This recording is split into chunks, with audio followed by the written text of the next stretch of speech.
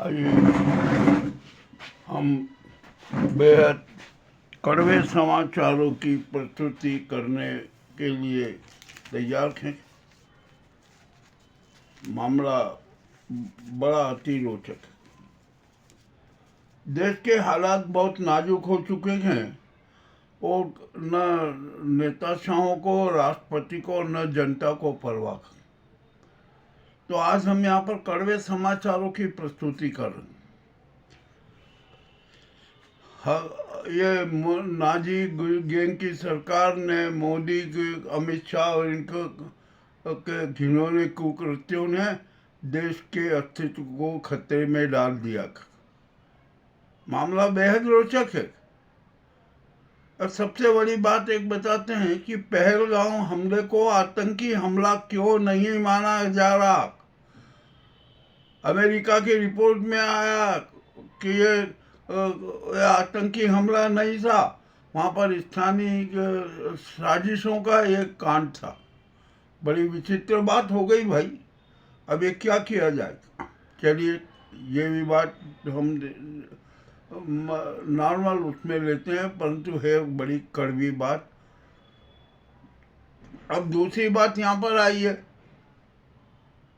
हमारे इस Nazi Konkani gang की सरकार ने हमसे हमारे सारे पड़ोसियों को दूर कर दिया। कोई पड़ोसी देश हमारा साथ देने को तैयार नहीं। और इसका कारण ये नाजी मोदी सरकार ही है। इन्हों की कुनीतियों के कारण हमने अपने सारे जो पड़ोसी राष्ट्र थे ना, सबसे को दूर कर दिया। अब कोई हमारे साथ खड़े होने को तैयार नहीं। बड़ी विचित्र बात है। अब देखते हैं क्या होता है।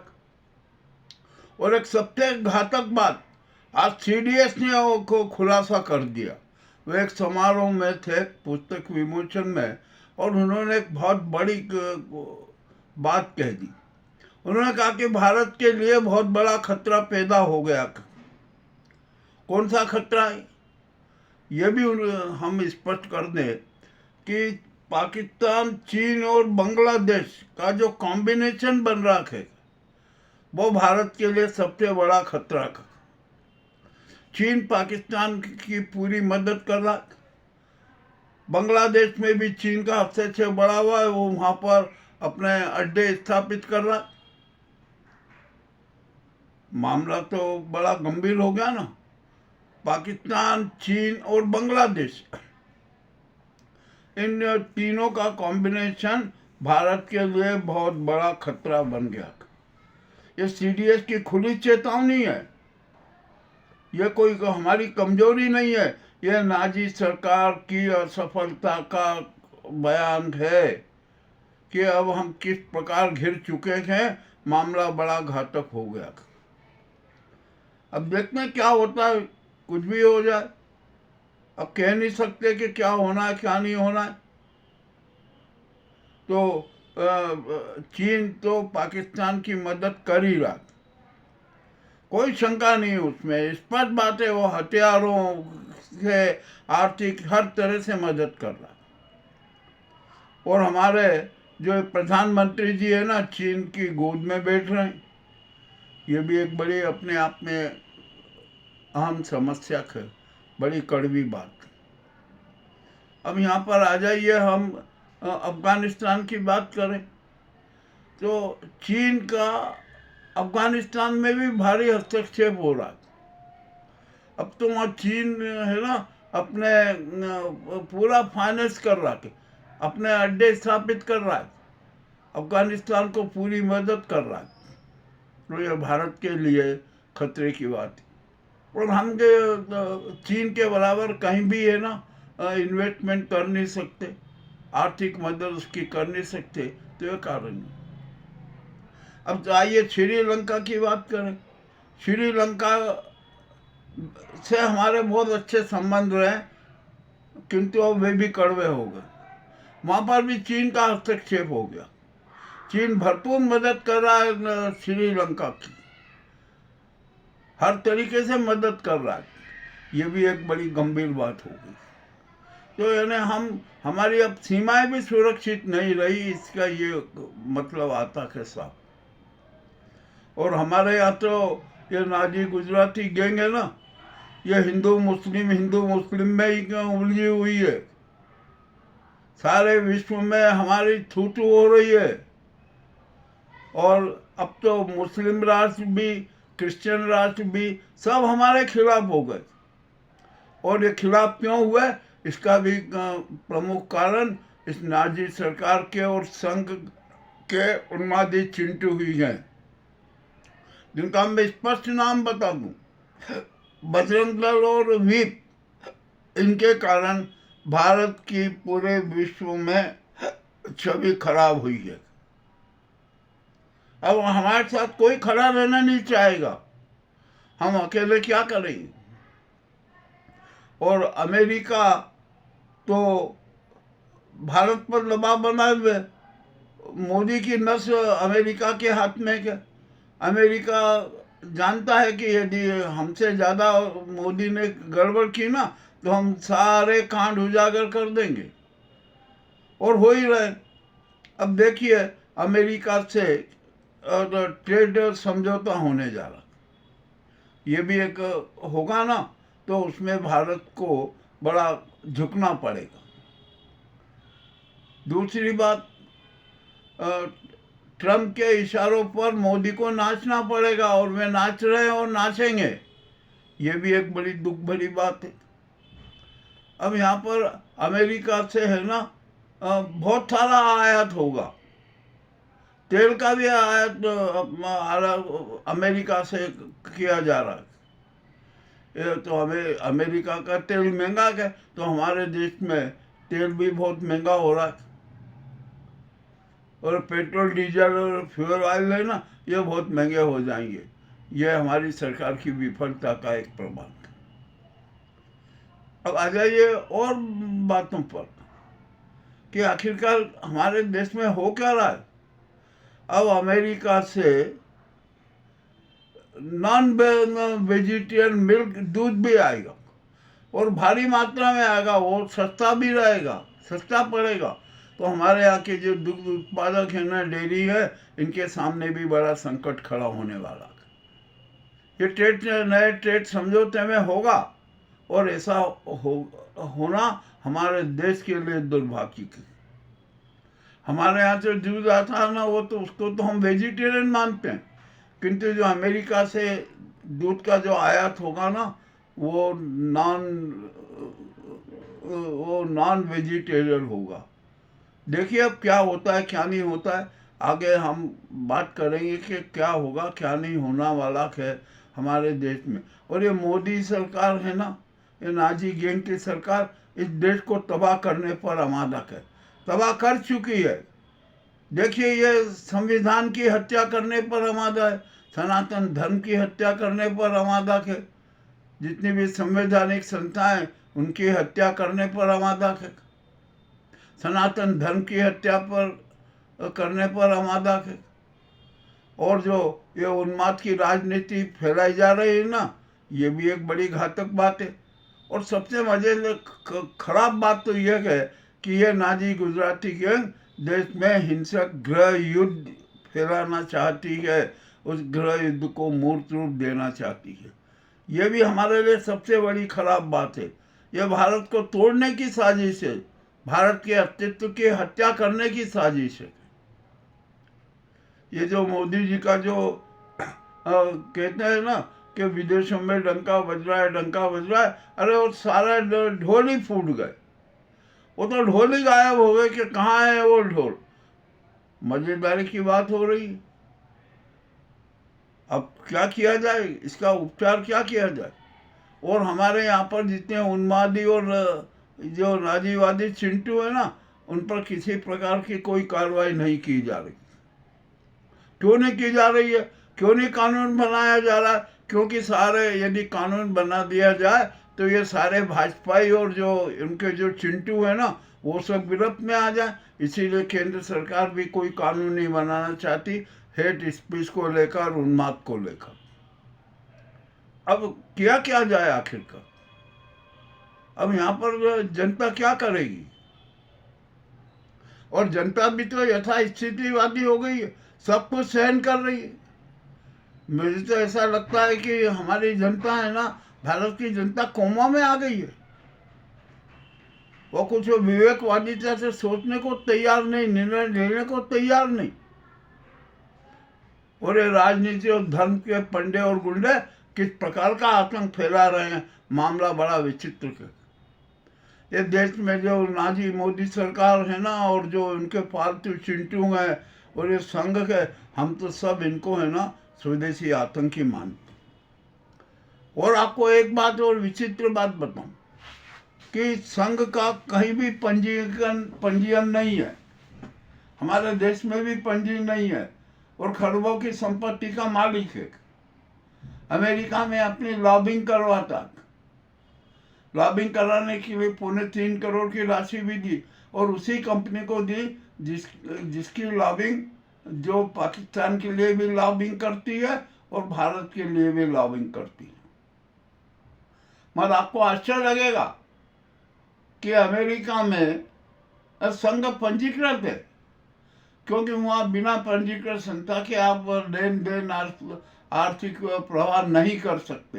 तो आरएसएस अमेरिका में पंजीकृत है, भारत में नहीं है। यहाँ छूट है पूरी की, जो चाहे मर्जी में आए करो।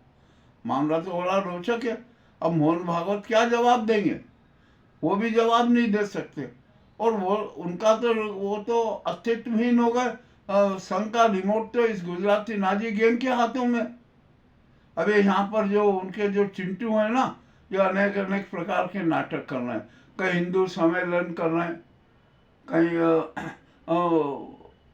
मस्जिद के नीचे मंदिर ढूंढ रहे, जो विभिन्न पंथों के का अपमान कर रहे हैं, उनके त्योहारों में बाधा डाल रहे, हिंसा फैला रहे। तो ये सारे नाटक हो रहे हैं।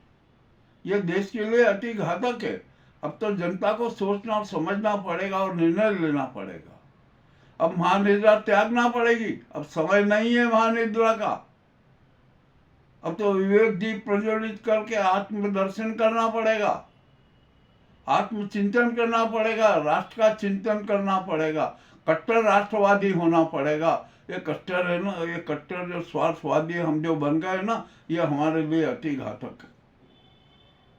अब आइए इस नाजी सरकार की एक बहुत बड़ी पोल उजागर करते हैं। सार्क की स्थापना की थी, 1 साल तो अच्छा चला, उसके बाद में सार्क को भी डंप कर दिया। और सार्क है ना, सब खत्म हो गया। तो इसका फायदा चीन ने उठाया। चीन अपना ने एक नया सार्क बनाया, जिसमें एशिया के अनेक देश शरीक हो गए। अब सारी सार्क के जो कमान है वो चीन के हाथों में चली। यह नाजी सरकार की सबसे बड़ी असफलता है, जो कोई नहीं बता रहा है। ये गोदी मोदी मीडिया बिल्कुल नहीं बात करेंगे इस पर। क्यों नहीं करेंगे हम जानते हैं, आज जनता भी जानती है। अब और आप एक बात बताएं, अब जो पुलवामा हमले को आतंकी हमला क्यों नहीं माना जा रहा? अमेरिका की संसद में जो रिपोर्ट आई उसमें भी यही खुलासा। तो क्यों आखिरकार ऐसा हो रहा है? अरे जब आतंकी हमला हो रहा है, हम मानते हैं कि ये आतंकी हमला था, किंतु अब विश्व नहीं मान रहा है कि पहलगाम वाला हमला आतंकी हमला था। वो तो वे कह रहे हैं कि ये तो वहाँ के स्थानीय लोगों का और स्थानीय सरकार का और ये सारा उनका षड्यंत्र। तो अब ये तो छवि खराब हो रही है ना भारत की। और आतंकवाद के खिलाफ भारत ने आज तक कौन सा डोजियर बनाया? ये 2014 से लेकर आज तक कोई डोजियर बनाया हो तो बताए? कोई डोजियर नहीं बनाया। जब मुंबई हमला हुआ था ना, मुंबई पर अटैक हुआ था, तो भारत सरकार ने पूरा डोजियर बनाया था, एक साथ इकट्ठे किए थे और डोजियर में, और पूरे विश्व में सर्कुलेट किया था। परंतु हमारी ये गुजराती गैंग की सरकार ने तो कुछ भी नहीं किया। पुलवामा हमले का डोजियर नहीं बनाया, अनेक प्रकार की जो आतंकी घटनाएं उसका भी डोजियर नहीं बनाया गया। तो आखिरकार ये कर क्या रहे हैं? इनको राष्ट्र की चिंता थोड़ी है, इनको तो सिर्फ सत्ता की चिंता है कि हम बस सत्ता में कैसे बने रहे, जनता को कैसे मूर्ख बनाते रहें, जनता को झूठ परोसते रहें, संसद में झूठ बोलते रहे, सड़कों पर झूठ बोलते रहे, आम सभाओं में झूठ बोलते रहे। ये इनके सारे काले कारनामे हैं। अब ये मामला क्या हो गया, कैसे क्या होगा, अब इसको तो ये जनता को ही निर्णय करना पड़ेगा। 147 करोड़ जनता को ही निर्णय करना पड़ेगा।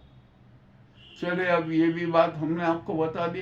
ये कोई मोदी गोदी मीडिया बिल्कुल नहीं बताइए, और हमारे यहाँ के जो चाटुकार पत्रकार है ना, वो भी नहीं बताइए।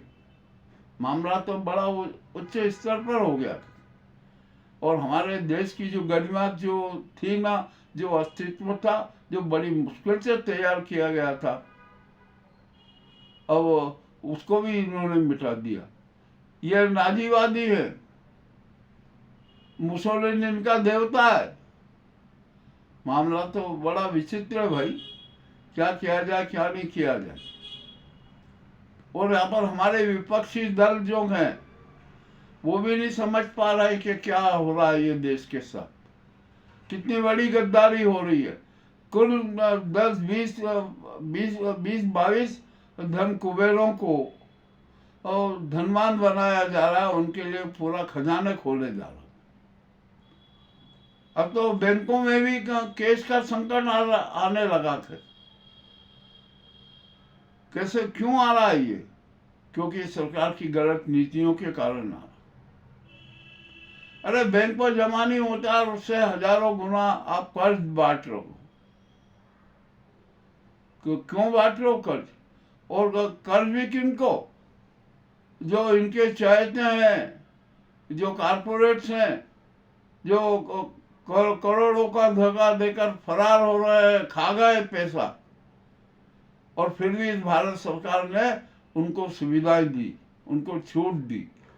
अभी संदेशा ब्रदर्स का एक जो मामला आया ना, उसमें जिसने हजारों करोड़ का घोटाला किया था और बैंक के साथ धोखाधड़ी की, उसको लिए कह दिया कि आप 5,001 करोड़ रुपया जमा करा दीजिए, आपके खिलाफ सारे प्रकरण निरस्त हो जाएंगे, ईडी सीबीआई सबकी कार्रवाई समाप्त हो जाएगी।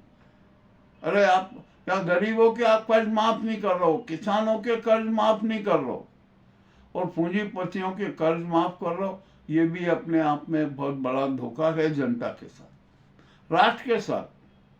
अब ये सारी इतनी बातें हमने बताई है, इतने जो मुद्दे आपके सामने प्रस्तुत किए गए, क्या उन पर गंभीर चिंतन कीजिए, सोचिए जरा कि क्यों हो रहा है ये ऐसा।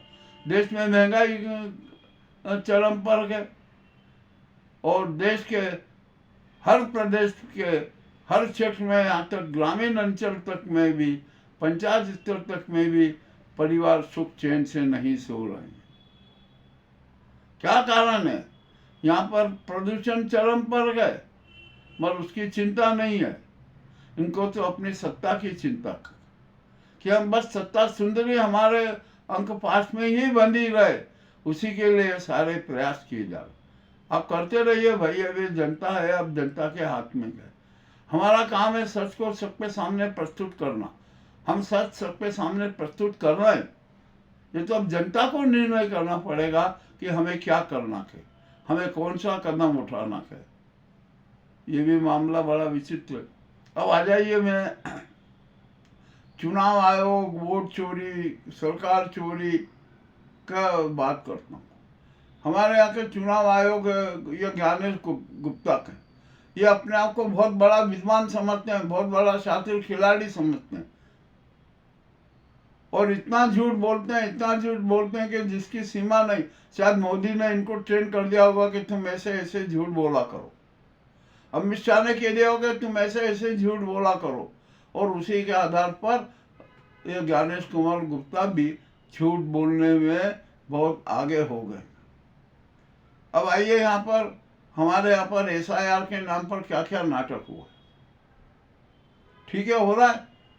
अब जो डुप्लीकेटिंग सॉफ्टवेयर था, जिसको कचरा बताया गया था, बहुत बेकार बताया गया था, कचरे में फेंक दिया गया था, अब उसी डुप्लीकेट सॉफ्टवेयर को 12 प्रदेशों में और केंद्र शासित प्रदेशों में लागू कर दिया गया। अरे जब आप पहले था तो आपने बिहार में क्यों नहीं लागू किया? अब आप कर लो। ये बिहार का जो चुनाव है ना, वोट चोरी का काम था, वो पूरा हो गया। अब आइए हम यहाँ पर बंगाल की बात करते हैं। एक ज्ञानेश कुमार ने एक सॉफ्टवेयर बनाया, ऐसा सॉफ्टवेयर बनाया कि हद से ज़्यादा कोई दिक्कत नहीं, बनाया उन्होंने, बना लिया। पर काम तो जो डुप्लीकेट सॉफ्टवेयर से हो रहा है। और इनके जो इनों का सॉफ्टवेयर है ना, मैं उसको संजय सॉफ्टवेयर बोलता हूँ कि तो वहाँ के ईयरों को, बंगाल के ईयरों को पता नहीं कि कितने नाम काटे जाएंगे, किस प्रकार के खेला हो रहा है। और यहाँ पर संजय सॉफ्टवेयर से 31 लाख मतदाताओं को नोटिस भी भेजने की प्रक्रिया शुरू कर दी और कहा कि सबसे आप मंगवाइए, उनसे क्लेरिफिकेशन लीजिए। ईआरओ ने कहा कि भाई ये तो हमारे बीएलओ और उनका काम है, उनको प्रमाणीकरण देना है, आप दिल्ली से बैठ के कैसे ये जारी कर रहे हैं? वो कहते हैं कि अरे अभी तक ऐसा नहीं हुआ। तो हमारे ईआरओ कलकत्ता ने स्पष्ट कह दिया बंगाल ने कि आपको भूल कर रहे हैं, 2002 में एसआईआर हुआ था, उसकी कॉपी आपके पास में है कि नहीं?